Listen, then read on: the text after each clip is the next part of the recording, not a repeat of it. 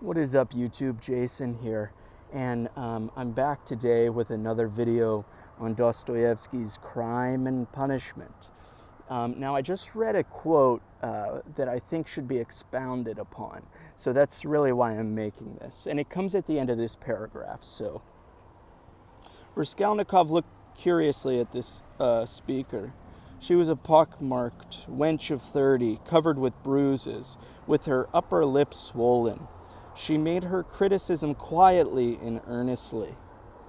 "Where is it," thought Raskolnikov, "where is it I've read that someone condemned to death says or thinks, an hour before his death, that if he had to live on some high rock, on such a narrow ledge that he'd only have room to stand, in the ocean, everlasting darkness, everlasting solitude, everlasting tempest around his life, 1,000 years, eternity, it were better to live so than to die at once.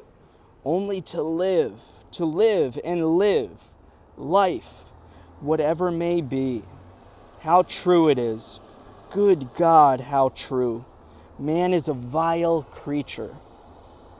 And vile is he who calls him vile for that," he added a moment later. So that is the quote. Man is a vile creature, and vile is he who calls him vile for that. So let me set the scene for you. Raskolnikov, this is one of the first times going out of his apartment since committing the double murder of Alyona Ivanova and Lizaveta Ivanova, right? And so he's out. It's the sun is setting.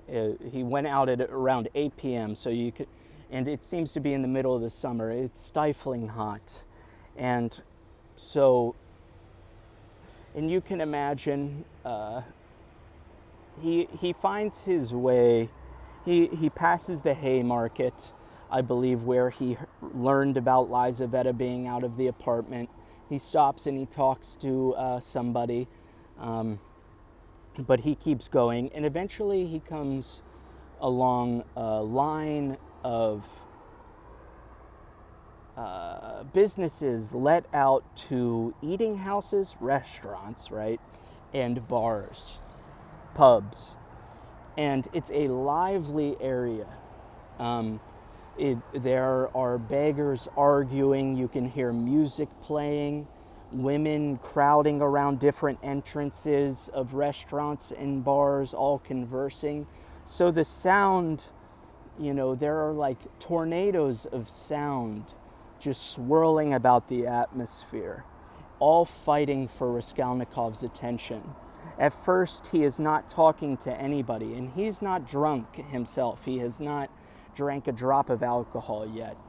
However, I would say he's in something of a hangover following the murder, right? So he's hungover by homicide, but he's finally starting to come out of his delirium. And all this sound is competing. He is keeping to himself. And one imagines when one is alone in a big city, he's in St. Petersburg, or not even necessarily in a big city, but in a crowded, densely populated area, and one is alone and one is keeping to oneself. You are essentially the filter that all sound and animation and just the scene is being filtered through. You're not conversing with any one person. So you are observing an array of different conversations and different interactions taking place at any one moment of time. And I just remember my times in New York City skating around Little Italy in something of a similar scenario in the middle of June or July, stifling hot. But as the sun sets, it brings about a little bit of a relief, and as far as the heat's concerned. And the streets, the sidewalks would be densely populated. A sea of people, populated the sidewalks. But the streets stood empty. And I would thread, it'd be like, it was similar to being in like the eye of a hurricane and threading the needle the entire way through as I skated through the middle of the street, and even though I was surrounded by people, it was as if I was still viewing New York City from a distance, from the outside, not actually engaged in the conversation taking place on either side of me, but standing alone in the middle of, the whirlwind, the social whirlwind. And so, yeah, you sort of thread the needle until you come to an intersection and are emptied out back into the abyss. But anyway, in terms of Raskolnikov, he has an urge to, like an inclination to talk to people. And a woman, a pretty woman, Duclida, I could be saying her name completely wrong. She's one of the only pretty women among this group of women. There's one woman described as maybe in her 30s, having a face full of pockmarks and bruises littered, throughout her person, with a swollen upper lip, and they all have like snub noses. So perhaps I envision a pig nose, and Raskolnikov's trying to make out the music. He hears tap dancing, it sounds like. And like I said, there's a soldier walking through the street. So you have this air of competing sounds. And anyway, but yeah, Raskolnikov has the inclination to talk to people. It's the first time since the murder, a calm, the paranoia has, and the sense of guilt has subsided momentarily, and he feels a strange calmness. And yeah, it's almost like he's in a drunken state, but without being drunk. And it's said he's listening gloomily but dreamily, to all the different sounds. And I would say gloomily because he stands in total isolation apart from all these people. However, once he begins conversing with this pretty woman, Duclida, and he says, he mutters to himself, but within earshot of her, you're the only pretty woman standing about. And she says, you're not too bad yourself. That's when the pock-faced lady speaks up and says, well, he's awfully thin. Did you just get out of hospital?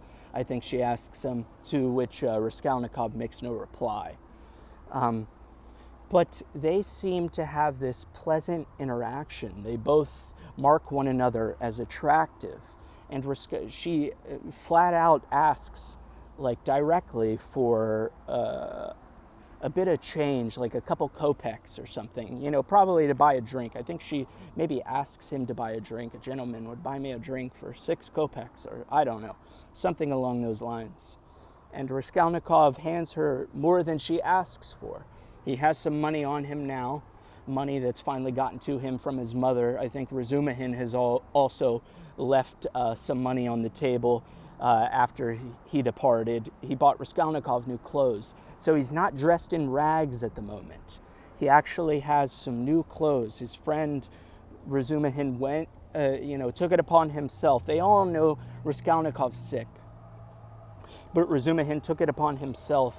And they're starting to grow suspicious of him too, because the only time he arouses is when they discuss murder. But yeah, Razumihin bought Raskolnikov some new clothes, so he doesn't, other than looking a bit thin, Raskolnikov is still a good-looking man. So at least he's dressed, somewhat up to par with the people along the street, besides the beggars. And after this conversation with Duclida, and I apologize if I'm butchering her name. After this conversation with her, and you can imagine everyone's in a drunken state. You know, you drink, you become hot, the air is already hot, sweat is hitting the asphalt, hitting the pavement, and perhaps quickly evaporating from the heat. And yeah, everyone's sweat is just like lining the sidewalks, one would imagine, as if you have to tiptoe across puddles when making your way in and out of these shops, and puddles of perspiration. But it's really quite the scene. That's why I'm sort of going back and forth about it. But yeah, so after this conversation with Duclida, this leads Raskolnikov to have this revelation. And it seems as though anytime he has a revelation, a propensity towards, like a feeling towards life, the desire to live comes round. And that is anytime he steps outside of is able to step outside of his isolation and converse with somebody of meaning. Obviously, in his dream with his father is, one of the first times we see a real sense of guilt, and that is even before he commits the crime. But yeah, now again, and he says, man is a vile creature, but vile is he who calls him vile for that. And I found that quote so interesting because everyone, I would imagine, there's a certain vileness, a sense of sin. We're all dawned in sin and a certain vileness about us. Good. But to only see this in human beings is really choosing death over life, choosing isolation over connection, right? And to choose that and to focus on said vileness is really damning yourself just to a meaningless existence. So yeah, I just found it fascinating how one conversation has turned Raskolnikov's whole point of view around, and we see really what he's lacking from life is connection, is a sense of connection. There's only certain people that can break through to him, one of which being an attractive woman, his father, his mother, and now an attractive, perhaps Marmeladov. I guess you could make an argument for Marmeladov, but also an attractive woman is able to break through his defenses. And so Raskolnikov has this revelation. However, will this revelation stick? Will this be a relationship that crystallizes and, giving way to something more than just a brief encounter with a stranger? Or will a stranger become company in the future? And company that's able to pull Raskolnikov out of his own degradation, in his own, self-loathing and poor image of himself. And, can he move towards the light instead of receding to the darkness in the future? We'll see. But yeah, man is a vile creature, but he who calls him vile for that. What is it? And vile is he who calls him vile for that. Man is a vile creature, and vile is he who calls him vile for that. Yeah, just a tremendous piece of writing. I can already tell that's a quote that... because I love something of contradictions, because I think life rests on a series of contradictions. I really do. And life is just one big paradox. Life is a joke, but it's also the most serious thing you can take part in, obviously. And therefore, when a contradiction manifests itself It just irony, irony steps forward, and sometimes it'll slap you right in the face. And when that happens, that means you've come across a piece of literature or something out in the real world that is a doorway into understanding what it is this existence is all about. If you can put your 5 fingers through it, it's a gate. If not, a door. Shut your eyes and see. Stephen closed his eyes. That's Ulysses. I don't know what that had to do with anything. Maybe it coincided somehow. But yeah, I just wanted to break down that quote a little bit and paint a picture of this scene, because I think it's tremendous. It's a tremendous scene. It's very vivid. You get great mental imagery of what Raskolnikov is up to, and at least it finally breaks away from his lonely garret where Nastasia, I love Nastasia's character. I can make a whole video on her character. She's one of the only people to have compassion for Raskolnikov, besides maybe Razumihin and his mother, but that's sort of a given. Not always. Not all mothers are caring, that's for sure. But yeah, Nastasia, I love her character. That bit about, and at this point I'm just rambling, but I'll just close it on this. I may make a video about Nastasia at some point, but that bit, after Raskolnikov cuts off the threads of his pants that may hold like congealed dried blood on them, and he falls asleep holding these threads of his cut up threads of his pants, of his trousers, ends of his trousers in his hands, and he falls asleep on his sofa clutching them. And she comes in and she says, I can't remember who she's standing with, maybe Razumihin, or I really don't remember, but she says, look, he's holding them as if they're treasure. And she busts out laughing. I love her simplicity. I was sort of hoping Raskolnikov would, pick up on her, and they would hit it off. But I don't think that's going to happen.